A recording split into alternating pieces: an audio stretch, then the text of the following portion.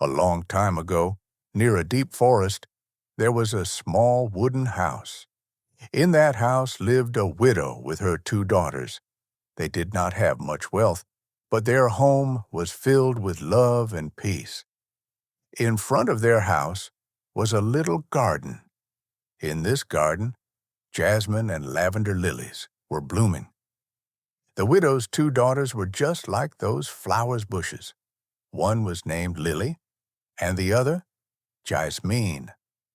They were the kindest and sweetest girls in the world, always hard-working and cheerful. Jasmeen loved running through the fields, picking flowers and catching butterflies. But Lily liked to stay at home, helping her mother, cooking food and feeding little birds. She had a calm and gentle nature. Both sisters loved each other so much that whenever they went outside, they always walked hand in hand. When Lily said, "We will never leave each other," Jasmine replied, "Not as long as we live." And their mother would say, "Whatever one of you gets, she must share with the other." They often went into the forest to gather berries, but no animal ever harmed them. In fact, the animals trusted them. A little rabbit would eat cabbage leaves from their hands. A deer would graze beside them. A squirrel would leap happily past them. And birds, sitting on branches, would sing songs for them. No harm ever came to them. If they stayed in the forest until night, they would lie down together on the soft moss and sleep peacefully until morning. Their mother never worried because she knew her daughters were safe. In winter, Lily would light the fire and place a brass kettle on the stove, polished so brightly it shone like gold. In the evening, when snowflakes fell, their mother said, "Lily, close the shutters." Then they would all sit around the fire. Mother put on her glasses, opened a big book, and read aloud while the girls listened and spun thread. A little rabbit lay quietly on the floor beside them. One evening, as they sat together comfortably, there came a knock at the door, as if someone were asking to come in. Mother said, "Jasmeen, quickly open the door." Surely some traveler is seeking shelter. Jasmeen ran to open it, and in the darkness, she thought a poor man was standing outside. But it was not a man, it was a white wolf. The white wolf pushed his big, shaggy head through the door. Jasmeen screamed loudly and stepped back in fear. The little rabbit bleated, and Lily ran to hide behind her mother's bed. But the white wolf spoke gently, "Don't be afraid. I will not harm you. I am freezing from the cold and only want to warm myself a little." Mother looked carefully into his eyes. They were not wild, but kind. "Poor white wolf," said Mother, "lie down by the fire. Just take care not to burn your fur." Then she called, "Lily, Jasmeen, come out. This white wolf will not hurt you. He is a good, kind creature." So the girls came out slowly, and the little rabbit came closer too. Soon their fear was gone. The bear asked Lily and Jasmeen to brush the snow from his fur. They fetched a broom and brushed him clean. Then he lay down happily before the fire and growled softly with contentment. Before long, the girls grew friendly with their strange guest and began to play with him. They pulled his fur, placed their feet on his back, and pushed him playfully. Sometimes they tapped him with a hazel stick, and when he growled, they just laughed. The white wolf took it all patiently and kindly, only saying when it went too far, "Oh, girls, spare my life. Lily and Jasmeen, don't hit your white wolf friend." When it was bedtime, Mother said, "You may lie by the fire, white wolf bear. In God's name, this house will shelter you from the cold and rain." In the morning, the girls saw him off, and he walked away over the snow into the forest. After that day, The white wolf came every evening at the same hour. He lay by the fire, and the girls teased and played with him as before. They became so used to him that they never shut the door until their dear friend had arrived. When spring came and everything grew green again, one morning the white wolf said to Lily, "Now I must go away and will not return all summer." "Where are you going, dear white wolf?" asked Lily.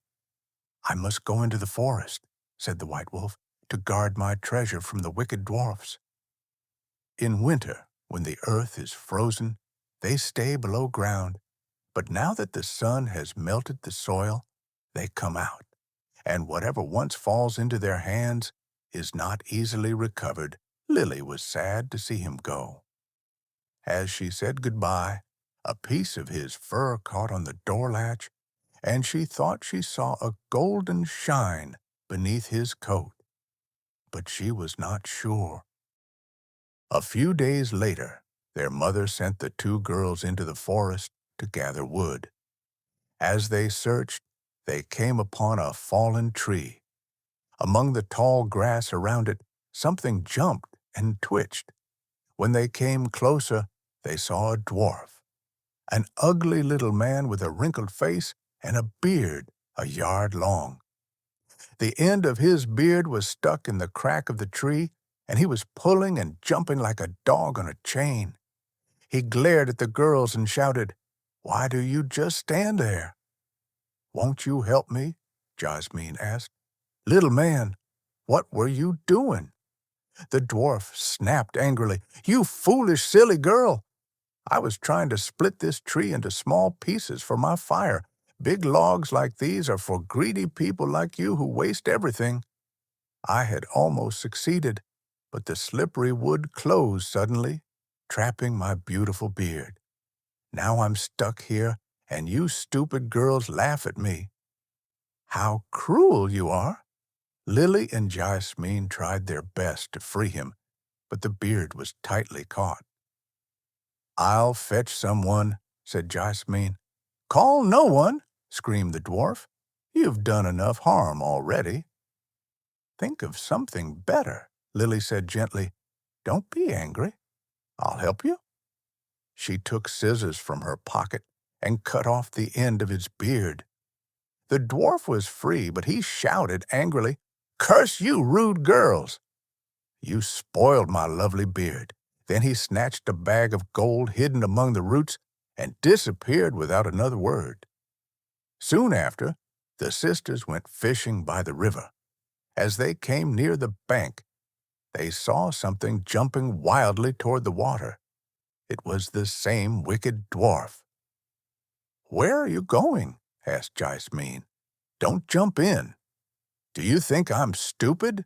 yelled the dwarf. "Can't you see this fish is pulling me in?"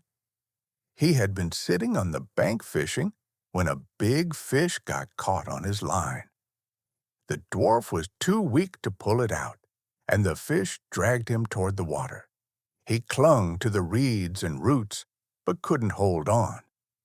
Just as he was about to fall in, the girls ran up and caught him. Together, they pulled him and the fish to shore. They saved his life. But instead of thanking them, he scolded, "You stupid girls! Couldn't you pull more gently? My arm is nearly torn off." He grabbed a bag of pearls hidden among the reeds, took the fish, and vanished behind a rock. A few days later, their mother sent them to town to buy thread, ribbons, and lace. Their path led through a field scattered with large stones. As they walked, they saw a great bird circling in the air and slowly descending until it perched on a nearby rock. Suddenly, a loud scream rang out. They ran forward and saw that the bird, an eagle, had seized the dwarf and was about to carry him off. The kind girls caught hold of him and struggled with the bird until it let go. When the dwarf recovered, he shouted in his harsh voice, "Couldn't you hold me more gently? You've torn my fine coat. Clumsy girls!" Then he picked up a sack of precious stones and vanished into his cave. The sisters were used to his ungratefulness, so they said nothing and went to town. On their way back, they passed the same field again and saw the dwarf pouring out his jewels in the open, thinking no one would come by. The setting sun made the gems sparkle, and the girls stopped to look and wonder. The dwarf screamed, "What are you staring at?" His face turned red with anger. He was about to run away when suddenly there was a loud roar from the forest. A big white wolf came bounding out. The dwarf jumped in terror, but before he could reach his cave, the bear was upon him. The frightened dwarf cried, "Dear Mr. White Wolf, spare my life. Take my treasure instead. Look, here are beautiful jewels. What pleasure would you get from a weak, thin creature like me? Eat those two wicked girls instead. They'll make softer food for you." But the white wolf paid no attention. With one heavy blow of his paw, he struck the evil dwarf dead. The girls ran away in fear, but the white wolf called out, "Lily, Jaismeen, don't be afraid. Wait for me." They recognized his voice and stopped. As the white wolf came near, his fur fell off, and there stood a handsome young prince in fine clothes. "I am a king's son," he said. "That wicked dwarf stole my treasure and bewitched me, turning me into a bear." "His death has broken the spell," the sisters cried with joy. When their mother heard, she too wept tears of thanks. Lily married the prince, and Jaismeen married his brother.